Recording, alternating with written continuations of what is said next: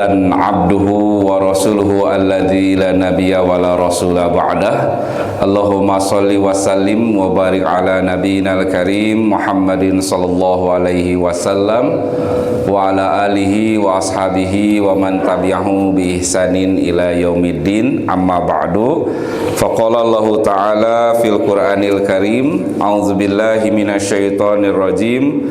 Walikulli ummatin ajal fa iza jaa ajaluhum la yastakhiruna sa'atan wa la yastaqdimun. Al-ayat surat Al-A'raf ayat ke-34. Bapak Ibu jamaah Masjid Mutiara yang saya hormati serta dirahmati Allah Subhanahu wa taala. Alhamdulillah, puji serta syukur selayaknya dan seterusnya kita panjatkan kehadirat Allah Subhanahu wa taala atas segala karunia dan kenikmatan yang Allah berikan kepada kita semua. Hingga hari ini, subuh ini, kita masih diberikan kenikmatan berupa kesehatan, kenikmatan usia yang panjang, dan nikmat-nikmat lain yang tak terbilang. Mudah-mudahan segala kenikmatan-kenikmatan yang Allah berikan kepada kita semua menjadi sarana, menjadi wasilah kita untuk terus berbakti mengabdi kepada Allah Subhanahu wa taala. Sebagai wujud syukur kita atas segala nikmat yang telah diberikan, kita berupaya semaksimal mungkin dengan melaksanakan segala yang Allah perintahkan, kewajiban-kewajiban yang kita tunaikan, salah satunya seperti sholat subuh berjamaah barusan, juga dilanjutkan dengan kajian hari Ahad ini atau jihad kita pagi ini. Mudah-mudahan segala kegiatan aktivitas kita, baik yang sudah, yang akan, yang sedang kita rencanakan, senantiasa menjadi amalan sholihan mutakabbalan, amin ya robbal alamin. Salawat serta salam juga mudah-mudahan tetap terlimpah curahkan kepada junjungan alam Nabi Muhammad sallallahu alaihi wasallam, kepada seluruh keluarganya, para sahabatnya, tabi'in, atba'ut tabi'in, dan kita selaku umatnya semoga bisa tetap istiqomah mengamalkan sunnah-sunnahnya, dan juga semoga kita termasuk golongan umat Nabi Muhammad yang mendapatkan syafaatnya yaumul akhirat kelak, amin ya robbal alamin. Bapak Ibu jamaah Masjid Mutiara yang saya hormati serta dirahmati Allah Subhanahu wa taala, tadi di muqaddimah atau di pembukaan saya mengutip salah satu ayat, tepatnya ayat 34 dari surat Al-A'raf, ya, surat ke-7 ya di indeks daftar isi Al-Quran kita, surat Al-A'raf ayat 34, di mana Allah Subhanahu wa taala berfirman, auzubillahi minasyaitonirrajim, walikulli ummatin, yang artinya wallahu alam bimuradi, walikulli, dan bagi setiap, artinya seluruhnya. Biasanya menurut para ahli bahasa, lafad kullun atau walikulli di sini karena ada harfu jar lam, jadi tidak dibaca kullun tapi jadi kulli, walikulli. Kullun atau kulli ini maknanya adalah seluruh, setiap. Berarti kalau sudah seluruh tanpa kecuali, berarti sedoyo, sadayana, semuanya gitu, seluruhnya, setiap ummatin. Umat ini sudah jadi bahasa kita sehari-hari, sudah menjadi bahasa serapan, menjadi bahasa Indonesia. Kata umat itu berarti suatu kaum, suatu bangsa, komunitas, artinya banyak lah. Lebih dari satu orang kalau sudah disebut umat, makanya ada istilah umat manusia. Jadi setiap umat berarti tanpa kecuali, kata Al-A'raf ayat 34 ini, ajalun, masing-masing memiliki ajalnya. Ajal kita terjemahkan di sini batas waktu, ada limitnya. Artinya batas di sini kalau melihat terjemahan di Al-Qur'annya, ajal di situ adalah memiliki waktu atau batas waktu. Setiap umat, setiap manusia termasuk kita sudah ada batas waktu yang ditentukan oleh Allah. Faiza, maka apabila jaa, telah datang, ajaluhum, batas waktu mereka umat ini, kalau sudah tiba ajalnya, la yastakhirun, kata Allah, tidak bisa ditangguhkan, saatan, meskipun 1 detik, 1 menit, 1 jam. Saatan itu menjadi kata yang sering kita terjemahkan waktu, ya. Sudah jadi bahasa Indonesia juga ada istilah kata saat.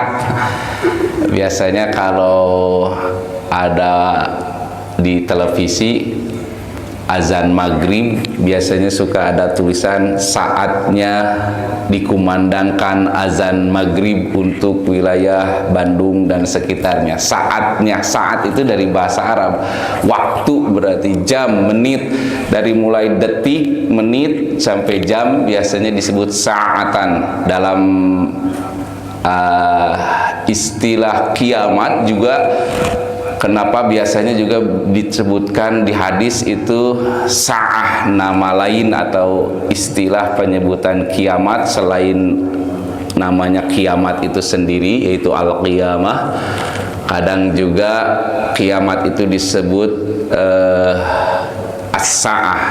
Contohnya dalam hadis ketika kisah Nabi Muhammad SAW didatangi oleh malaikat Jibril yang datang menyerupai wujud manusia.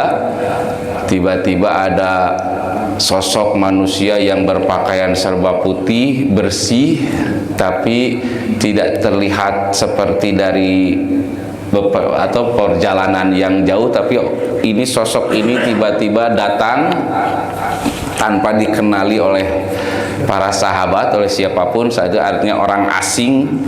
Tiba-tiba ada datang kepada Nabi, tapi meskipun orang asing ini tidak terlihat nampak seperti habis bepergian, seperti orang yang datang baru perjalanan, kan biasanya kelihatan lusuh, keringetan, agak berdebu mungkin, tapi ini mah tiba-tiba seperti yang sudah ada di situ tanpa ada yang mengenali sosok ini. Dan ternyata memang itu adalah malaikat Jibril yang berwujud manusia datang kepada baginda Nabi bertanya, mata sa'ah, kapan kiamat tiba?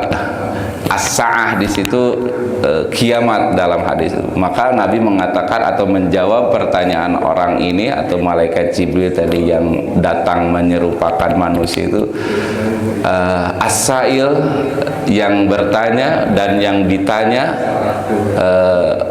tidak tahu tentang kiamat, ya. Mal mas'ul bi'a'lami minas sa'il, yang ditanya dan yang bertanya sama-sama tidak tahu urusan kiamat. Di situ, di hadis itu, kata kiamat menggunakan kata sa'ah, karena sa'ah itu detailnya, jamnya, menitnya tidak diketahui kiamat. Meskipun ada hadis lain kan yang mengatakan kiamat itu terjadi hari Jumat. Tapi Jumat itu Jumat yang mana, jam berapa? Kalau misalkan pagi-pagi seperti jam gini, jam 5, apakah jam 5 itu jam 5 tepat ataukah lebih? Kalau lebih berapa menit? Kalau kurang, jam 5 kurang berapa menit? Itu tidak ada yang tahu, karena yang tahu kiamat itu terjadinya dari mulai detiknya, menitnya, jamnya hanya Allah yang tahu. Maka istilah kiamat pun menggunakan kata sa'ah. Berarti kalau menggunakan kata sa'ah itu dari mulai detik sampai jamnya itu kiamat tidak diketahui. Nah, di sini pun la yastakhiruna sa'atan, jika suatu kaum, suatu umat manusia sudah tiba ajalnya, tidak bisa ditangguhkan, diakhirkan meskipun sedetik, semenit atau barang 1 jam pun tidak bisa ditangguhkan. Wala yastaqdimun, juga tidak bisa disegerakan. Kalau sudah Allah tentukan ajal setiap umat, tidak bisa meleset, mundur 1 menit atau maju 1 menit, pokoknya tepat aja saat itu ajalnya si fulan, si A, si B, misalkan jam 5:10 seperti saat ini, maka tidak bisa dicepatkin jadi jam 5:07 misalkan iseng malaikat pencabut nyawa teh, atau baiklah cenah lebih awal 2 menit mah kita cabut nyawanya sekarang, kasihan udah ngap-ngapan tetega misalkan ningali sudah sakaratul maut parah, kata malaikat pencabut nyawa teh, ya Allah orang cabut ayeuna we nya ieu ajalna si orang ini teh, kasihan udah kepayahan daripada menderita sakaratul maut, tidak bisa dipercepat meskipun hanya 1 detik 1 menit, la yastaqdimun wala yastakhirun, juga tidak bisa ditangguhkan, kasihan ya Allah lah kasih kesempatan samenit deui sajam deui bisi rek tobat jelema ieu teh ulah wakad dicabutnya, tidak bisa, la yastakhiruna sa'atan wala yastaqdimun. Jadi di ayat ini maksudnya adalah ketika setiap kita, setiap umat manusia dan makhluk bernyawa lainnya itu memiliki batas waktu usia. Nah, sering kita diberikan penjelasan oleh guru-guru kita, ustadz-ustadz kita, bahkan dalam doa-doa kita, semoga panjang umur cenah. Bahkan dina lagu ulang tahun ge panjang umurnya, panjang umurnya. Nah, lantas di ayat ini sudah ada ajal. Ajal itu batas waktu usia. Nah, tema kita subuh ini kita sedikit mengupas mengenai mensyukuri nikmat usia dan menggunakannya ya dalam hal-hal yang positif tentunya, atau usia atau umur ya, supaya menjadi lebih berkah lah, lebih bermanfaat, lebih positif, atau apapun kita maknai berkah ini kan kalau secara bahasa Arab artinya al-barokah itu ziyadatul khair, bertambahnya kebaikan. Nah, jadi kalau ada istilah semoga berkah ya usianya, umurnya, berarti kalau secara bahasa saja tadi berkah teh ziyadatul khair, bertambahnya kebaikan, apakah otomatis ketika kita menyebut usia atau umur yang berkah juga akan bertambah umurnya? Sedangkan tadi di ayat 34 surat Al-A'raf ini manusia itu sudah dibatas, tidak bisa dilebihkan, barang 1 menit pun tidak bisa dikurangi kalau sudah dibajar. Nah, kita bahas terlebih dahulu secara bahasa ya, apa itu umur, apa itu usia. Kalau dalam bahasa Indonesia kita biasanya lebih sering menyebutnya usia ya. Saya mohon izin, usia itu katanya diambil dari bahasa Sangsekerta, berasal dari kata ayusya. Ini merupakan bahasa Sangsekerta, menjadi padanan dalam bahasa Jawa atau dalam bahasa Sunda ada istilah yuswa. Yuswa sabaraha Bapak teh punten, maaf yang kalau nggak ngerti Sundanya. Yuswa itu ternyata katanya padanan dari kata bahasa Sangsekerta ayusya. Ayusya atau dalam bahasa Jawa atau bahasa Sundanya disebutnya yuswa. Dalam bahasa Indonesianya usia.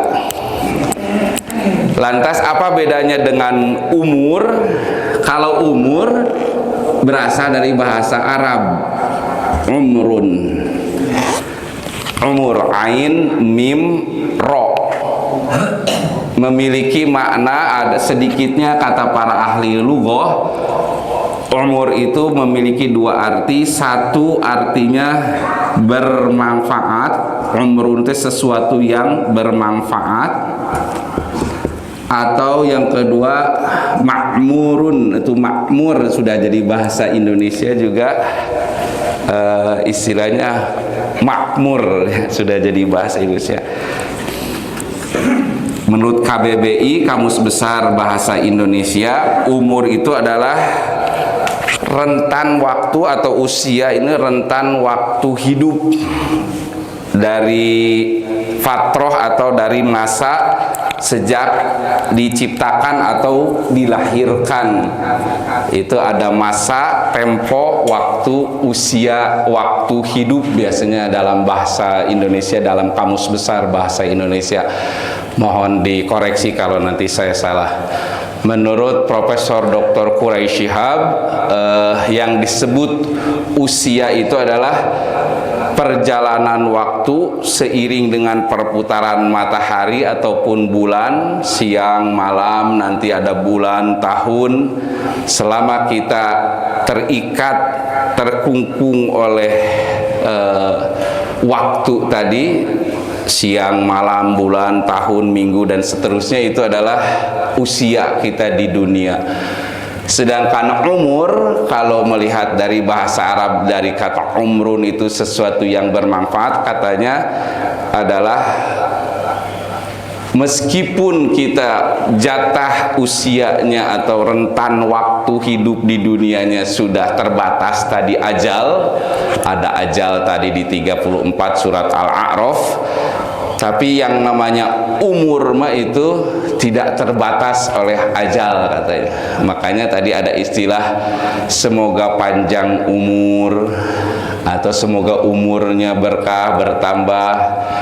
Semoga tidak ada kan ucapan semoga panjang usia di lagu ulang tahun juga tadi.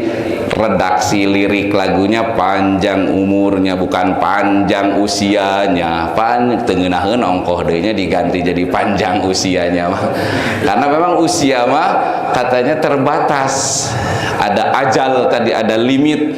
Jadi kalau di Al-A'raf tadi ada menemukan kata walikulli ummatin ajal, walikulli ummatin ajalun. Nah, di sini kita lihat bahwa ajal juga ini sudah jadi bahasa Indonesia.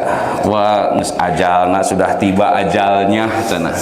Jadi ajal itu kalau diterjemahkan ke dalam bahasa kita batas, kayak kita berangkat dari titik ini berakhir mentok di sini misalnya. Ini yang disebut ajal.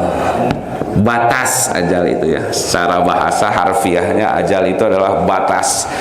Jadi usia kita misalkan dari 0 sampai taruhlah usia 60 tahun. Nah, 60 tahun inilah mentoknya batas usia makhluk yang bernyawa di dunia, baik binatang ataupun kita manusia, itu ada ajalnya, usia hidupnya. Kalau binatang beda-beda ajalnya, itu batasnya, ada yang singkat, ada yang agak lama. Yang paling singkat binatang itu katanya laron. Siraru teh apa laron gitu. Sekarang kalau musim hujan, kalau maghrib banyak siraru ke rumah, itu katanya usia makhluk yang paling pendek itu laron. Dia menetas dari larva sekitar pukul 5:30 atau menjelang maghrib lah, menetas keluar sayap, terbang, ngedeketin lampu, ditepak barudak, maut pae, maut kalaron banyak pae ge bios. Belum isya ge kadang sebelum isya sudah berjatuhan, kadang dimakan cecak, kadang oleh anak-anak, kadang mati sendiri kena sengatan panasnya lampu, bola lampu. Memang singkat usianya itu si laron mah. Ada juga yang agak lama binatang-binatang itu tahunan seperti manusia, tapi kayaknya paling lama juga usia binatang kayaknya tidak sampai seperti manusia, mencapai puluhan tahun lah. Untuk ukuran usia hewan ada ajalnya, ada batasnya, sama manusia juga ada ajalnya. Maka kalau secara bahasa memang usia dan umur ternyata berbeda, tetapi boleh juga kita menyamakan istilah usia dan umur. Biasanya katanya menyebut umur mah untuk lebih takzim, lebih hormat. Berapa umurnya, berapa usianya, boleh mengatakan begitu. Tapi kalau mau melihat lebih dalam lagi secara makna, umur itu adalah sesuatu yang bermanfaat. Dari kata umrun, amaro, ya'muru, memanfaatkan, mempergunakan, memakmurkan, itu artinya dari suku kata sama, dari akar kata yang sama, umrun. Makanya di surat At-Taubah ayat 18, kalau kita buka Al-Quran surat 9, surat At-Taubah ayat 18, Allah berfirman, a'udzubillahi minasyaitonirrajim, innama ya'muru masajidallah man amana billahi wal yaumil akhir. Innama, sesungguhnya, ya'muru, yang memakmurkan, masajidallah, masjid-masjid Allah. Nah, ini nanti berkaitan dengan kata umur juga. Ya'muru sama dari kata umrun, terdiri huruf-hurufnya ada ain, mim, ro. Di At-Taubah ayat 18, innama ya'muru masajidallah, sesungguhnya yang memakmurkan masjid-masjid Allah. Umrun kalau diambil dari kata bermanfaat atau maknanya bermanfaat, berarti memakmurkan masjid itu salah satunya masjid tersebut memang ada kegiatan-kegiatan yang bermanfaat. Yang disebut memakmurkan masjid itu bukan hartos kudu rame wae masjid. Ayo kita memakmurkan masjid, bikin kegiatan rame sampai membludak ke lapangan, bukan sekedar rame dan banyaknya jamaah atau banyak kegiatan. Kalau tidak bermanfaat, maka kegiatan tersebut tidak ada dampak hasil dari kegiatan tersebut menjadi manfaat kepada jamaah, kepada umat, maka tidak disebut memakmurkan masjid. Tiap minggu, tiap bulan mungkin rutin kegiatan teh padat, jadwal pengajian, kajian ini, tapi teu aya manfaatna kangge umat misalkan, maka itu tidak disebut memakmurkan masjid. Tapi meskipun misalkan kajian pengajiannya ada jeda waktu sebulan, nembe aya kegiatan lagi, baru ada kegiatan lagi, tapi sekali ada kegiatan, imbasnya, manfaatnya kerasa bagi lingkungan sekitar masjid, bagi masyarakat, bagi jamaah. Nah, itu disebutnya masjid tersebut berarti makmur. Maka memakmurkan masjid itu tidak harus identik na kudu rame wae, kudu loba kegiatan wae, kudu banyak saldonya wae. Wah, masjidnya makmur, kas saldona puluhan juta terus. Tidak mesti gitu. Kadang saldonya mah misalkan sampai habis, tapi habisnya teh bermanfaat, dibagi kegiatan sosial, fakir miskin, membantu yatim piatu, ataupun kegiatan bermanfaat lain lah, sehingga saldo teh sampai habis, berarti itu teh masjid tersebut makmur. Dari kata amro, makmurun, itu sesuatu yang menghasilkan manfaat. Maka umur manusia pun yang disebut semoga panjang umur, maksudnya meskipun usianya sudah terbatas, sudah habis usia hidupnya mah, tapi manfaat dari orang tersebut selama masih hidupnya masih terus terasa, maka orang tersebut panjang umur. Si A, si B, si fulan, si tokoh ini selama hidupnya manfaat kebaikannya masih dirasakan, masih terasa, bahkan disebut-sebut juga dalam perbincangan kita keur aya si etamanya alhamdulillah jalan teh meuni baresi, rarapi, darajin, si A eta mah bebersih misalkan.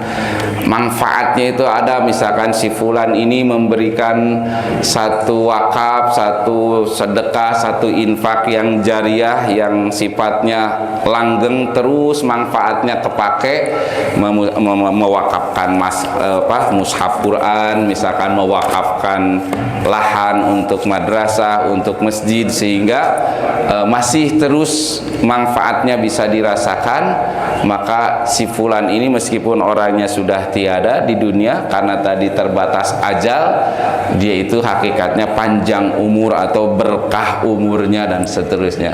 Nah, kegiatan memanjangkan umur ini untuk membuat sesuatu yang manfaat ketika kita di dunia ini, ya tentu banyak caranya, banyak bentuknya.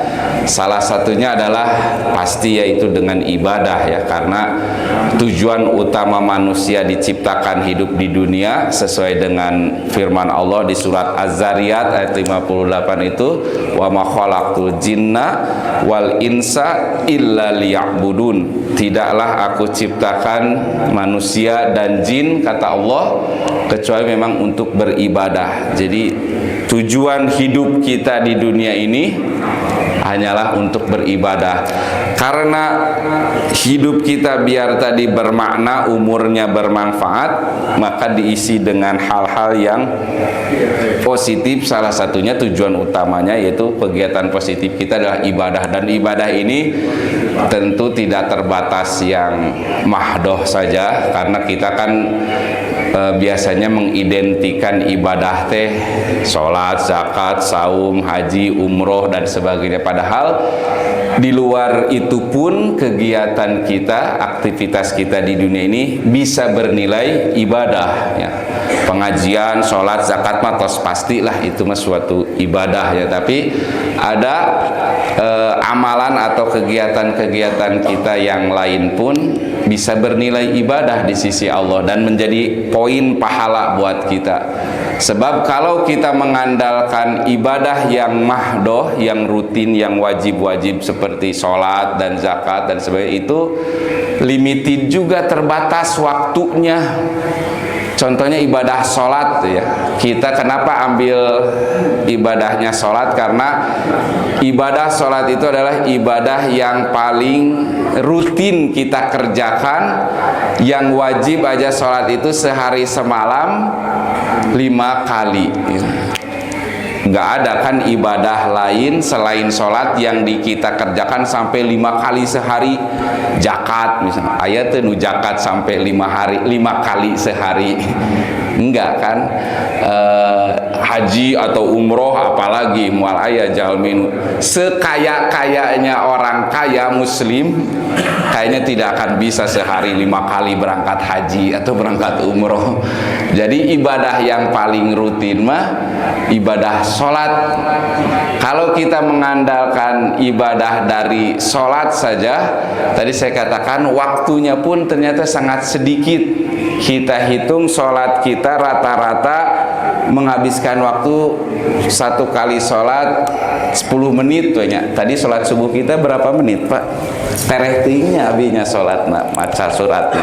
Dalam badelami kalau lama-lama surat nan panjang sok kesel kukulutus.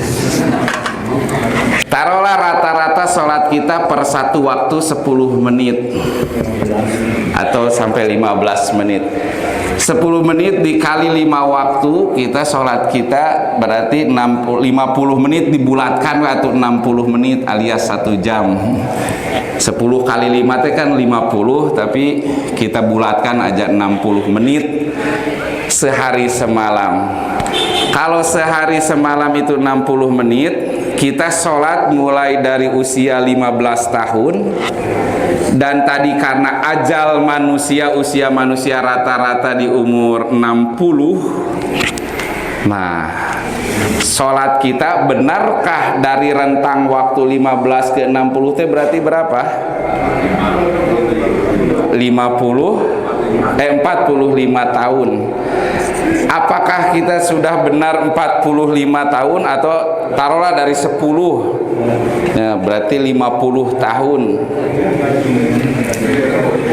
Kalau satu harinya kita 10 menit, 10 menit dikali 50 tahun itu sama dengan 18.250 jam.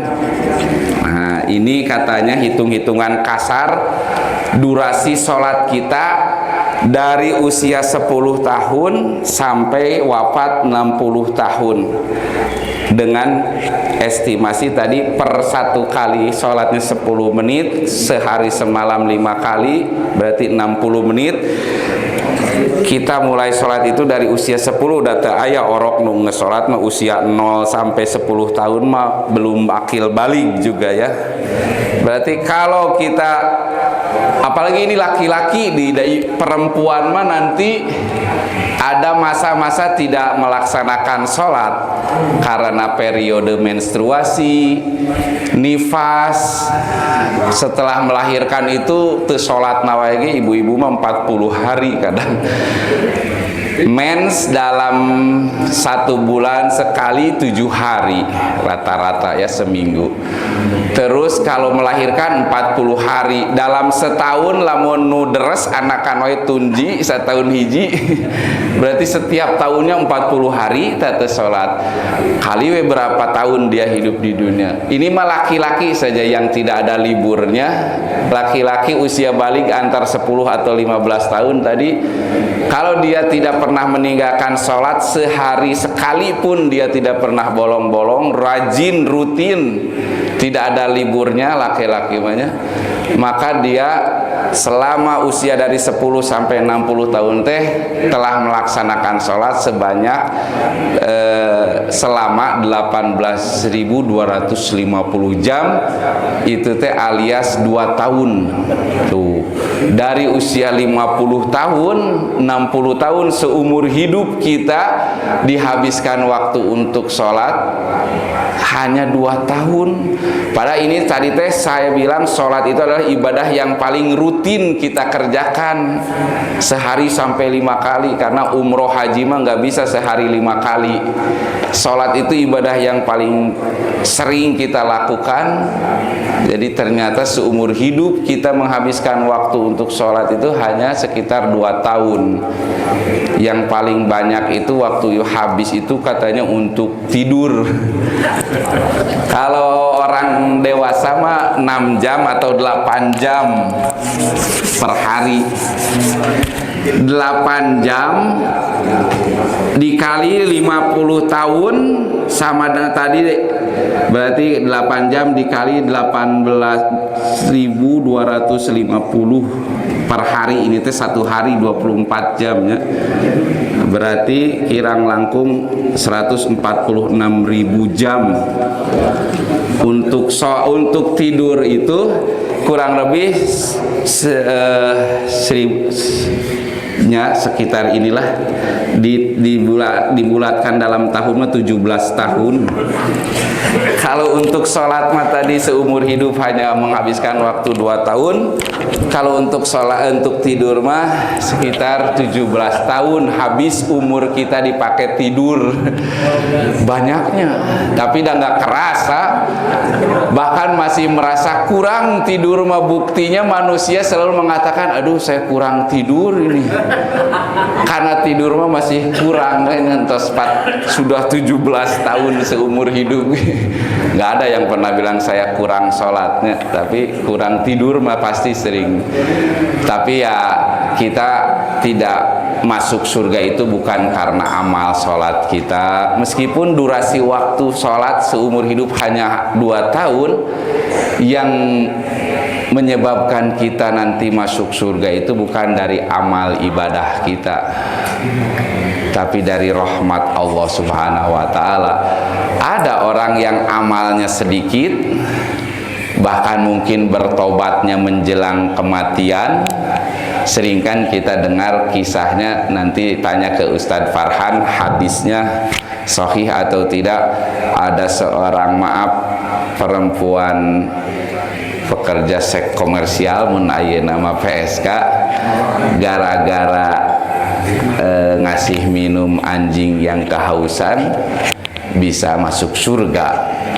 Berarti kalau dilihat dari amal soleh nama mana itu kan PSK sholat merentara, PSK mah puasa beberapa ahnu PSK kadangnya itu PSK jarang sholat, tapi ternyata masuk surga. Atau ada kisah yang ini ada di dalam hadis Arba'in Nawawi atau Riyadus Sholihin, saya lupa lagi, di kitab Riyadus Sholihin ada seorang yang telah membunuh 99 orang, dia mau bertobat, nyari-nyari ustadz supaya dia mau mengikrarkan tobat di hadapan ustadznya.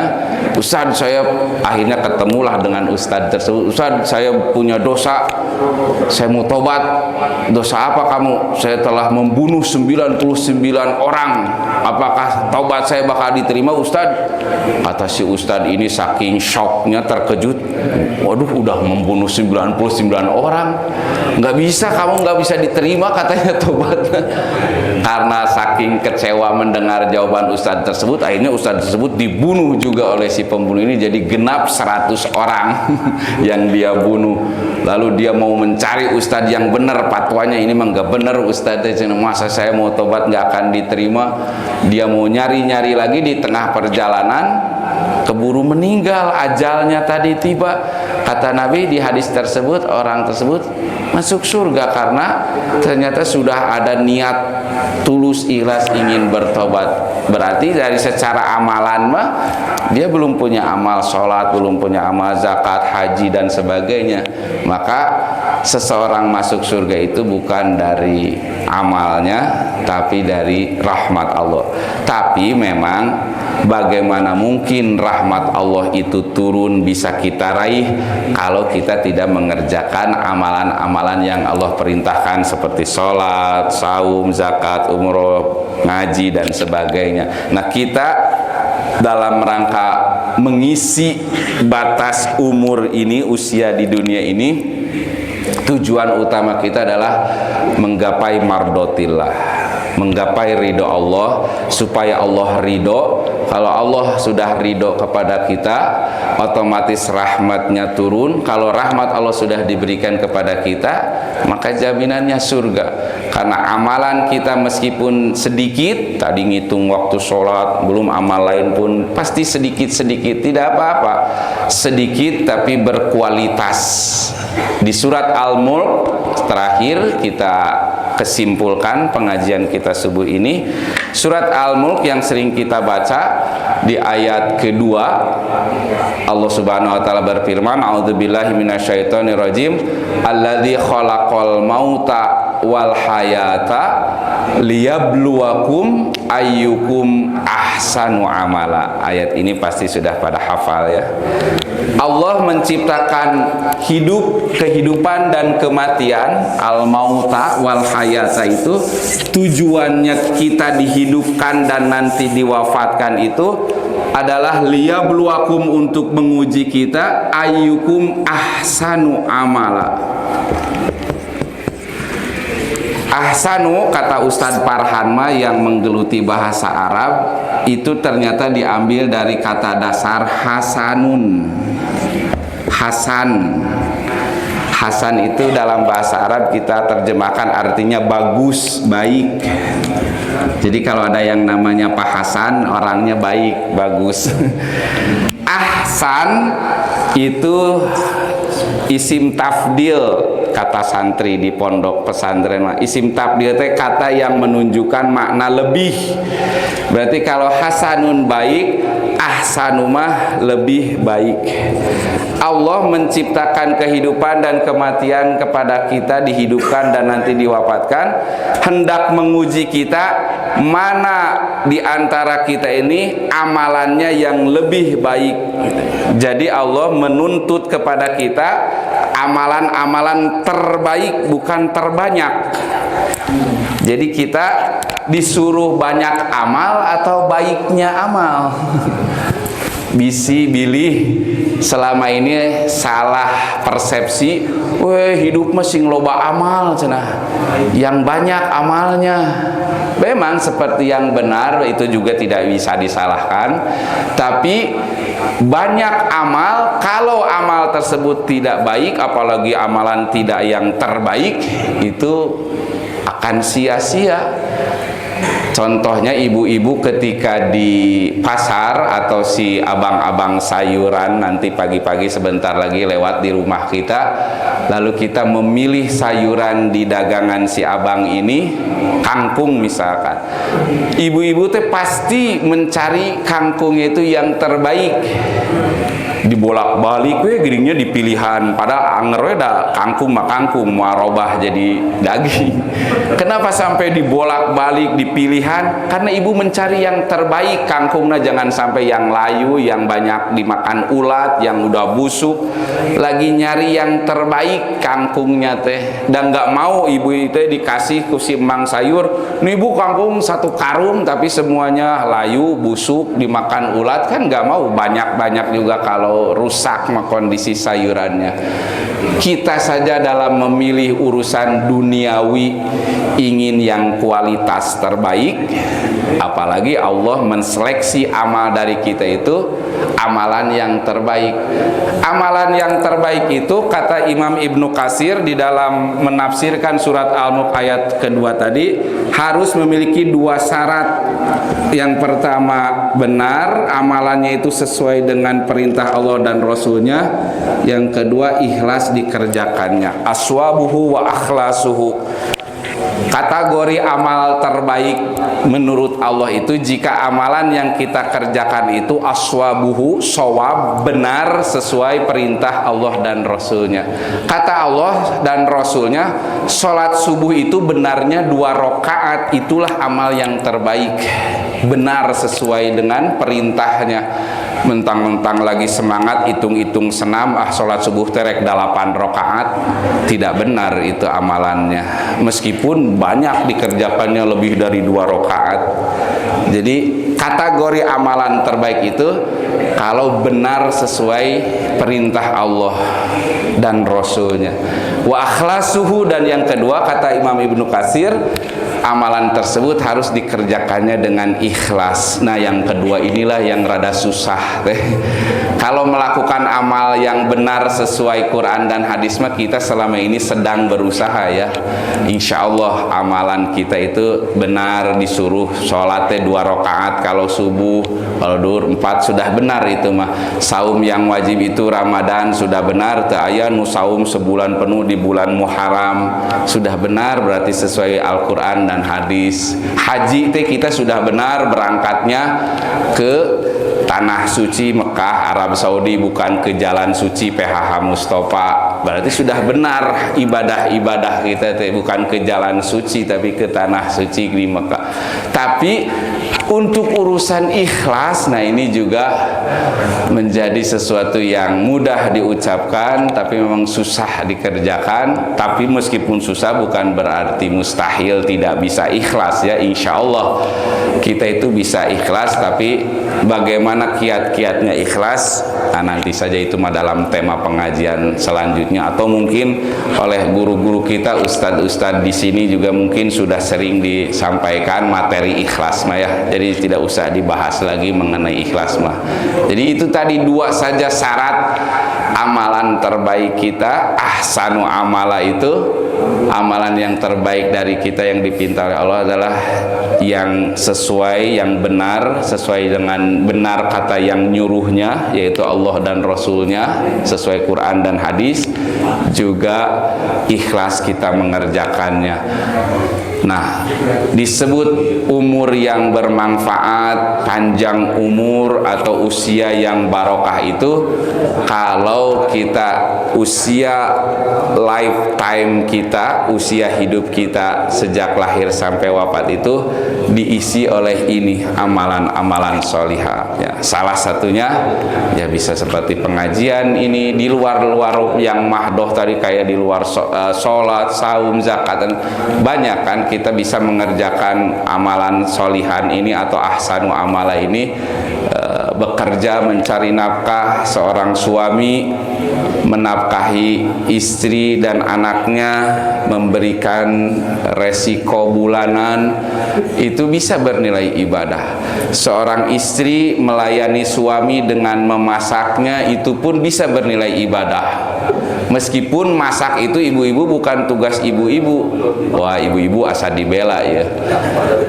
Menurut yang saya tahu, kewajiban ibu-ibu itu, kewajiban istri kepada suaminya tidak ada di dalam hadisnya kudu masak, kudu nyeuseum. Tidak ada. Silakan cari dalilnya di hadis di Quran yang mengatakan istri itu harus masak, harus nyuci, harus ngurus anak. Kewajiban istri itu hanya dua di dalam hadis itu. Kategori istri solehah, kata Nabi, idza nadorta syarotka wa idza amarta ta'atka. Jika dipandang oleh suami menyenangkan, jika diperintah taat. Sakitu we istri solehah mah. Nah, ketika suami nyuruh masak, ya masak, taat berarti. Ketika suami nyuruh nyuci, ya nyuci, taat. Dari sana nama juklak juknis nama nggak ada istri harus masak, harus nyucinya, tapi harus taat.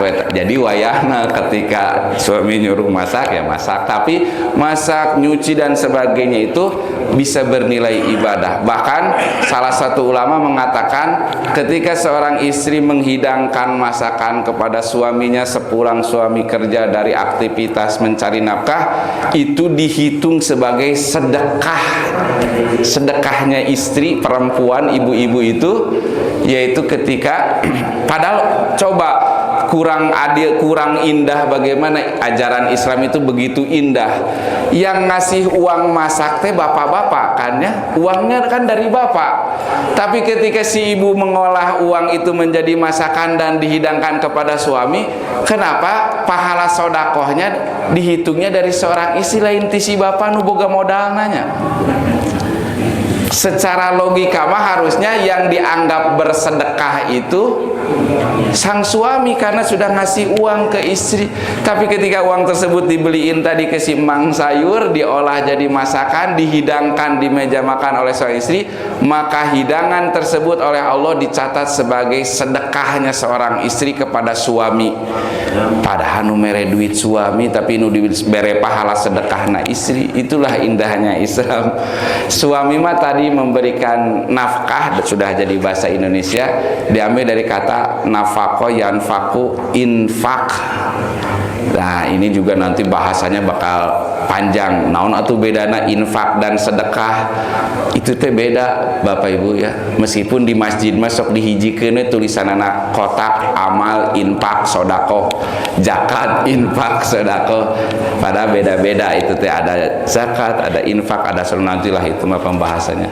Ketika seorang suami ngasih nafkah, sudah jadi bahasa Indonesia, kata nafkah itu katanya sama berasal dari kata nafaqo yanfiku yunfiqun, berinfak. Infaknya seorang suami kepada istri sebagai nafkah lahir ataupun batin itu disebut infak. Nanti hasil olahan dari infak si suami ini diolah menjadi makanan, dihidangkan kepada suami, kepada sang istri diberikan pahala sodakoh. Nanti mana infak dan sodakoh kita bahas di lain waktu. Itu saja dulu mungkin untuk pertemuan kita pagi ini. Mudah-mudahan kita bisa memanfaatkan dan memakmurkan umur kita ya, meskipun secara limit batas usia kita ada ajal, ada batas, tapi mumpung kita belum sampai kepada ajal batas umur kita masih ada kesempatan kita isi dengan hal-hal yang bermanfaat, memakmurkan umur kita dengan amalan-amalan terbaik kita. Apapun yang bisa kita lakukan sebisa kita sesuai dengan kadar kemampuan kita, karena Allah pun tidak akan membebankan suatu pekerjaan, suatu urusan kecuali sesuai dengan batas kemampuan kita. La yukallifullahu nafsan illa wus'aha. Yang mampu di bidang ini ya tekuni bidang itu, yang bisa di bidang ini ya lakukan bidang tersebut sekemampuan kita masing-masing, asal tadi fondasi landasannya dilakukan benar sesuai perintah Allah dan Rasulnya, juga dilaksanakannya dengan ikhlas. Wallahu a'lam bishawab. Semoga bisa menjadi tazkirah khususnya bagi saya sendiri yang menyampaikan, umumnya bagi Bapak Ibu sekalian. Kurang lebihnya mohon dimaafkan, pasti banyak salah-salah dalam penyampaiannya, mohon dikoreksi di kemudian hari. Hanya Allah yang maha sempurna, kita semua tidak luput dari kesalahan. Oleh karena itu kita memohon kepada Allah, semoga Allah senantiasa membimbing kita, membawa kita di jalan yang benar. Semoga kita senantiasa konsisten, istiqomah di dalam amalan solihan ini, dan kita mengerjakannya secara ikhlas, sehingga semoga kita menggunakan usia kita sampai batasnya wafatnya dalam keadaan husnul khotimah. Amin ya rabbal alamin. Semoga menjadi ilmu yang bermanfaat. Semoga Allah Subhanahu wa taala senantiasa memberikan keberkahan usia kepada kita, keberkahan harta, keberkahan keluarga, dan semoga kita termasuk kelompok umatnya yang dikumpulkan di surga Allahnya nanti. Amin ya rabbal alamin. Rabbana atina fid dunya hasanah wa fil akhirati hasanah wa qina adzabannar. Aqulu qouli hadza wa astaghfirullah li wa lakum. Walhamdulillahi rabbil alamin. Wassalamualaikum warahmatullahi wabarakatuh. Terima kasih sedaya. Hatur nuhun.